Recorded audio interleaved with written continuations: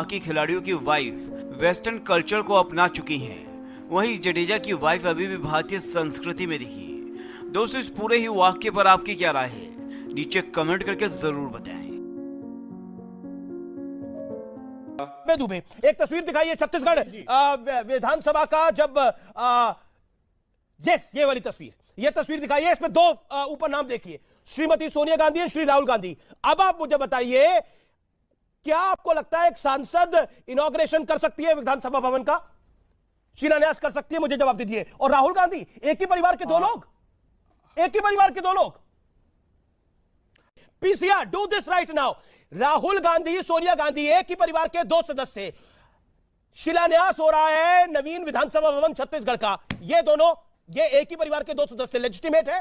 सवाल का जवाब दीजिए, फिर मैं एनएससी पर आता हूं, कहानी बताता हूं आज व्यूअर्स को। तो चलिए शुरू करते हैं। अमीश देवगन जी, पहली बात तो आपको मैं स्पष्ट कर दूं कि वर्चुअली उन्होंने उसका उद्घाटन कुछ किया था। भी किया हो, लेकिन क्या लेजिटिमेट कोविड के क्राइसिस में सोनिया गांधी और राहुल गांधी एक ही परिवार के दो लोग उद्घाटन करेंगे एक विधानसभा भवन का, दोनों में से एक भी सदस्य नहीं है वहां का। अरे आप क्यों नहीं बुलाना चाहते? अरे संविधान के अभिभावक है राष्ट्रपति जी, और न्योता देने का अधिकार उपराष्ट्रपति जी को है। भूमि पूजन में शामिल हुए, अच्छा आप कह रहे हैं शामिल हुए, जिनको न्योता अब शांत रहिए। अब आप बताइए, भूमि पूजन हुआ और सबसे ऊपर नाम है इन दोनों का, सुधांशु त्रिवेदी। उसके बाद एनएससी इस देश को काउंसिल ऑफ मिनिस्टर चलाते हैं, विद द प्राइम मिनिस्टर चलाते हैं with the advice of council of minister. लेकिन इस देश में एक एनएससी थी, नेशनल एडवाइजरी काउंसिल, जिसकी चेयरपर्सन सोनिया गांधी को बना दिया था, यानी एक्स्ट्रा पावर दी गई थी।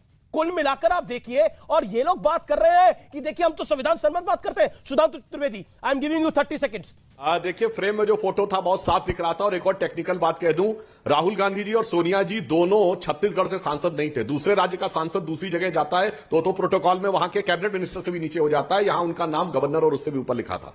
परंतु जो आपने बात कहने का प्रयास किया, जो ये अभय दुबे जी जो कहने का निरंतर प्रयास कर रहे हैं, तो मैं तो सिर्फ ये कहना चाहता हूं कि आपने जिस प्रकार से कहा कि आप संवैधानिक मान्यता का पालन करते, तो मैं उदाहरण देना चाहता हूं। पूर्व राष्ट्रपति प्रणब मुखर्जी जी की पुस्तक विमोचन के समय मनमोहन सिंह ने सोनिया गांधी जी की उपस्थिति में सेंटेंस बोला है कि जब मुझे प्रधानमंत्री बनने को कहा गया तो मैंने जाके प्रणब दा से मिलकर कहा, प्रणब दा आप मुझसे अधिक योग्य हैं, आप सबसे अधिक योग्य हैं, मगर मैडम ने मुझे आदेश दिया है। ठीक है, लेकिन अब कि मैडम आदेश। जी आपका शुक्रिया। लेकिन अब मैं आपको कुछ हिस्टोरिकल फैक्ट्स की जानकारी दूंगा।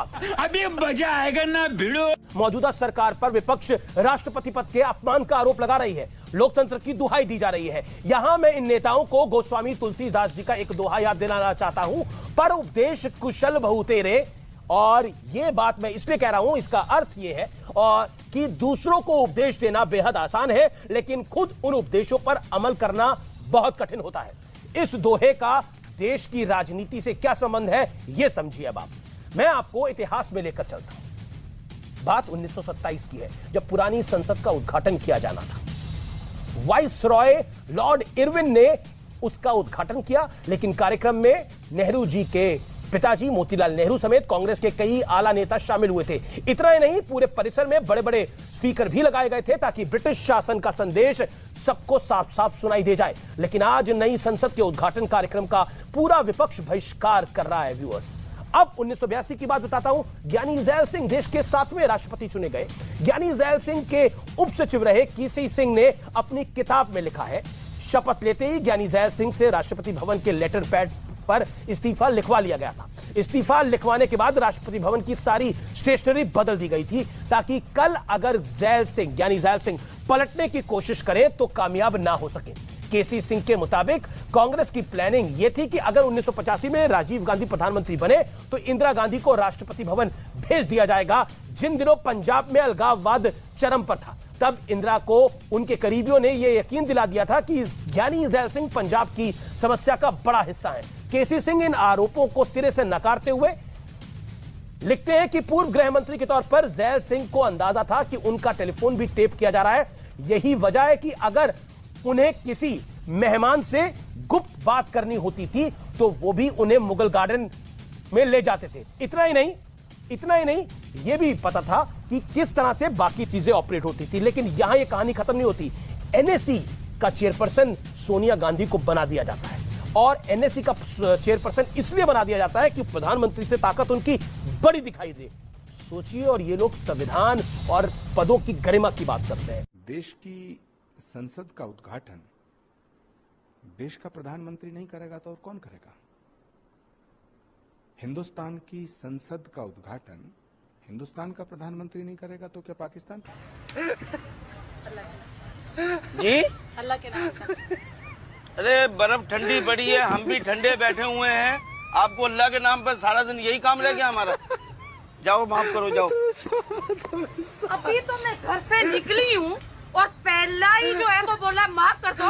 मैंने कौन सा तुमसे खजाना मांग लिया है, कौन से तुमसे गाड़ियाँ मांग ली हैं, कौन सा डिफेंस में तुम्हारे से बंगाल मांग लिया है? माफ करो, 10 रुपए तो मांगे हैं। 10 रुपए नहीं है, अभी तो मैंने दुकान खोली, अभी बर्फ तो देखो ना ठंडी पड़ी हुई है बिल्कुल। तो अभी तो काम भी नहीं शुरू किया। बर्फ गर्म होती है। ओ भाई तुम्हारा कर्जा देना हमने जबरदस्ती थोड़ी है, माफ करो, बस माफ करो। अल्लाह के नाम का मांग रहे हो, उस पे भी मैंने क्या मांग लिया तुमसे? माफ करो, सारी बोनी खराब कर दी, सारा दिन खराब जाएगा। सारे फकीर बने हुए हैं, पूरा पाकिस्तानी फकीर बना हुआ है मेरे तो।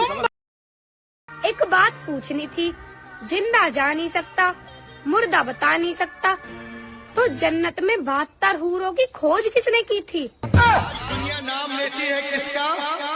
Michael, Darwin, Newton, Einstein. इन्होंने ये कर दिया, ये कर दिया। मैं आपको बताता हूँ, अल्लाह इन्होंने कुछ नहीं किया। क्या बात? जो कुछ भी किया है मुस्लिम साइंटिस्टों के थ्योरी को चुरा कर। Are you comedy?